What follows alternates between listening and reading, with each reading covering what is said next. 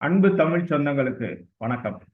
CBSE பாடத்திட்டம் தான் இருக்கிறதுலே ரொம்ப சிறந்தது. என் புள்ள வந்து சிபிஎஸ்இ பாடத்திட்டத்தை தான் படிக்கிறான் அப்படின்னு சொல்லிக்கிட்டு பெருமை பீத்திக்கிறவங்களுக்கும், எனக்கு தமிழ் எழுத படிக்கலாம் தெரியாது, பேச மட்டும்தான் தெரியும் அப்படின்னு சொல்லிக்கிற இந்த பெருமைவாதிகளுக்கும் ஆப்படிக்கிற மாதிரி ஒரு உத்தரவை வந்து சென்னை உயர்நீதிமன்ற மதுரை கிளை வந்து பிறப்பிச்சிருக்காங்க. அது என்ன அப்படின்னு பார்த்தோம்னா, பார்க்கறதுக்கு முன்னாடி இந்த சிபிஎஸ்இ பாடத்திட்டம்னா என்ன, அது எதற்காக கொண்டு வரப்பட்டது அப்படிங்கிற விஷயத்தையே தெரியாம பல பேர் என்ன பண்றாங்கன்னா, இப்ப சிபிஎஸ்இ பள்ளிகள் தான் ரொம்ப தரமான கல்வி திட்டம் அப்படின்னு சொல்லிட்டு ஓடுறாங்க. இந்த மாநில பாடத்திட்டங்கள்லாம் வேணாம், சிபிஎஸ்இ பாடத்திட்டத்தெல்லாம் மும்மொழிகள்லாம் இருக்குது, அதனால வந்து நம்ம இது பண்றோம் அப்படின்னு சொல்லிட்டு போறாங்க. அதுலயும் சில நபர்கள் என்ன பண்றாங்கன்னா, மும்மொழியில தமிழ் மொழி எதுக்கு, தமிழ் மொழி படிச்சா என்ன கிடைக்க போகுது, எதுக்கு தமிழ் மொழியை படிக்கணும் அப்படின்னு சொல்லிட்டு என்ன பண்ணாங்க, மூணாவது ஒரு மொழியை வந்து என்ன பண்ணாங்க, ஆங்கிலம் ஹிந்தி தவிர்த்து போக இன்னொரு மூணாவது மொழி தமிழை தேர்ந்தெடுக்க போல என்ன பண்றாங்க அப்படின்னா, வேற ஏதாவது ஒரு தெலுங்கோ இல்ல மராட்டியோ இல்ல பிரெஞ்சோ ஜெர்மனோ இல்ல ரஷ்யாவோ இந்த மாதிரி ஏதாவது ஒரு லாங்குவேஜை வந்து தேர்வு செஞ்சுட்டு படிச்சுட்டு போயிடுறாங்க.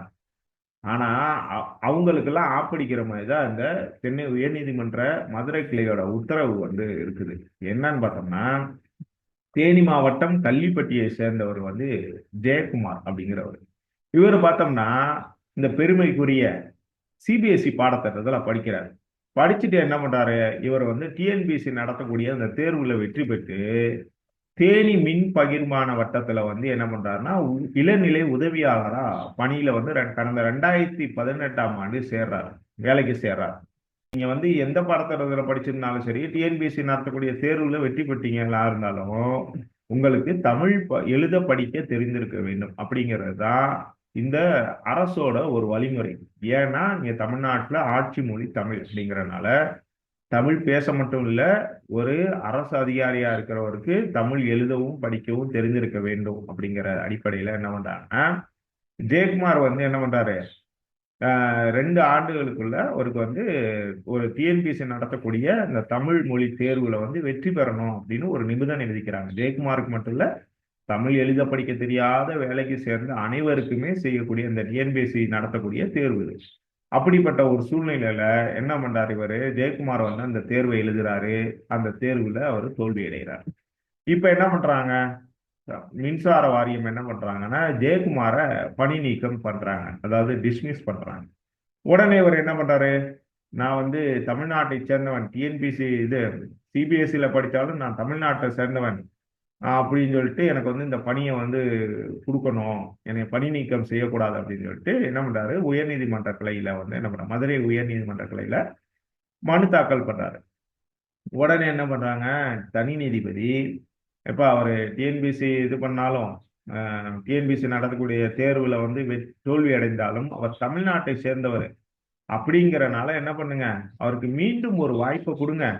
அவர் தமிழர் தானே, தமிழ்நாட்டுல தமிழ் எழுத படிக்க தெரிஞ்சிருக்க வேண்டும் அரசு ஊழியருக்கு அப்படின்னு ஒரு இது இருந்தாலும், ஒரு தமிழருங்கிறனால அவருக்கு தெரியலைன்னாலும் அவரை வந்து பணியில சேர்த்துக்கிறங்க, மீண்டும் அவருக்கு ஒரு வாய்ப்பு கொடுங்க அப்படின்னு சொல்லிட்டு சொல்றாங்க.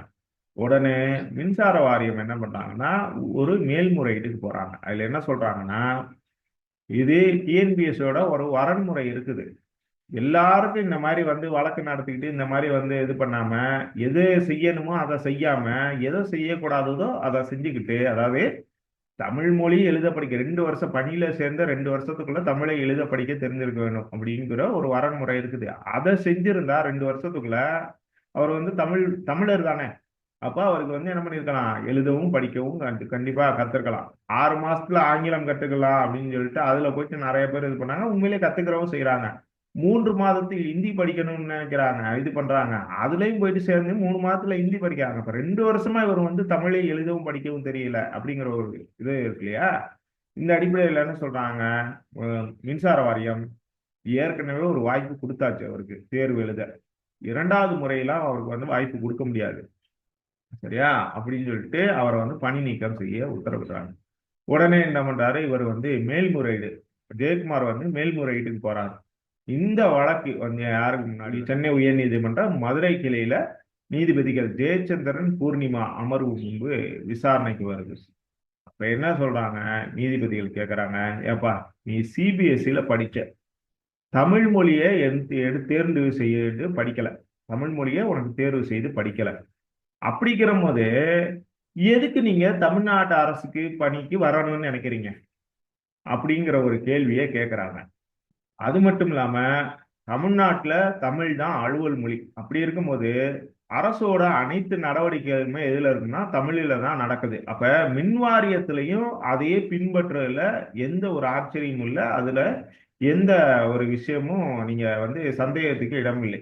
அப்படிங்கிற ஒரு சூழல்ல நீங்க மின் வாரியத்துல வேலை பார்க்கணும்னா நீங்க தமிழ் எழுதவும் படிக்கவும் தெரிஞ்சிருக்கணும் அப்படின்னு மின்வாரியம் போடக்கூடிய உத்தரவுல எந்த ஒரு சுயநலமும் இல்லை. அதுல எந்த ஒரு தவறுமே இல்லை. அந்த நடவடிக்கை தவறு இல்லை அப்படின்னு சொல்லிட்டு இன்னொன்னு என்ன சொல்றாங்கன்னா, மனுதாரர் தமிழ்நாட்டை சேர்ந்தவர் அப்படிங்கிறதுக்காக வேலையை கொடுத்துட முடியாது. ஏன்னா இங்க சாதாரண மக்கள் இது பண்ணக்கூடிய ஒரு துறை வந்து மின்சார வாரியம். அப்படிப்பட்ட ஒரு துறையில உங்களுக்கு மட்டும் சலுகையை வந்து கொடுக்க முடியாது அப்படின்னு நீதிபதிகள் சொல்றாங்க. அது மட்டும் இல்லாம டிஎன்பிஎஸ்சிக்கு ஒரு கேள்வி கேட்டிருக்காங்க. அதாவது தமிழ்நாட்டுல தமிழ் மொழி தெரியாதவங்களே எதுக்கு நீங்க பணியில சேர்க்குறீங்க அப்படின்னு சொல்லிட்டு ஒரு கேள்வி கேட்டுட்டு இன்னொன்னு சிபிஎஸ்இ படித்த அவங்களுக்கு வந்து என்ன சொல்றாங்கன்னா, சிபிஎஸ்இ படிக்கிறீங்க அப்படின்னா நீங்க தமிழ்நாடோட அரசு பணிக்கு வராதீங்க.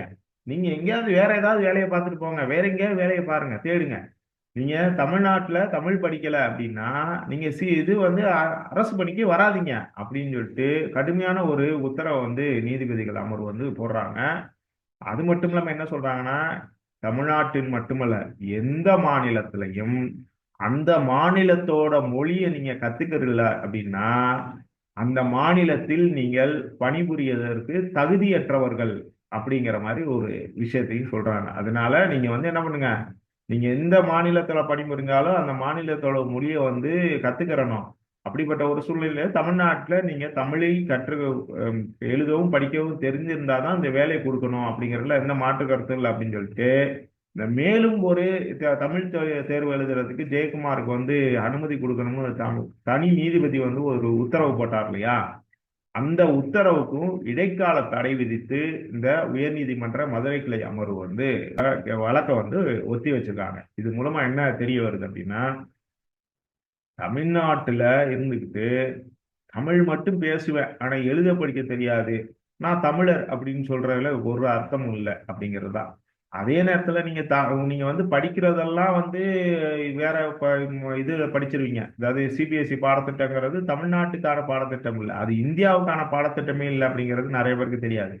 அது வந்து என்னன்னு பாத்தீங்கன்னா இந்த மத்திய அரசு ஊழியர்கள், ராணுவ வீரர்கள், நேவியில இருக்கவங்க, கடற்படையில இது விமானப்படையில இருக்கிறவங்க, இவங்க வந்து என்ன பண்ணுவாங்கன்னு ஒவ்வொரு இது பண்ண ஒரு குறிப்பிட்ட கால இடைவெளியில வெவ்வேறு இடங்களுக்கு வந்து நான் இடம்பெயரக்கூடிய பணி சூழல்னால அப்ப அவங்களோட குழந்தைகள் என்ன பண்ணுவாங்க அப்படின்னா, ஒவ்வொரு மாநிலத்திலும் ஒவ்வொரு பாடத்திட்டங்கள் இருக்கிற போது என்ன ஆகும், ஒரு ஒரு மாநிலத்தை படிச்ச பாடத்திட்டம் இன்னொரு மாநிலத்துக்கு போற போது அந்த குழந்தைகளுக்கு புரியாது. அப்ப அந்த குழந்தைகளோட படிப்பே கேள்விக்குறியாயிரும். அப்படிங்கறதுனால இந்த மத்திய அரசு பணியில இருக்கக்கூடியவங்களுக்காக உருவாக்கப்பட்டதான் அந்த சிபிஎஸ்இ பாடத்திட்டம். அதாவது சிபிஎஸ்இ பாடத்திட்டம் காஷ்மீர் முதல் கன்னியாகுமரி வரைக்கும் ஒரே மாதிரி இருக்கும்.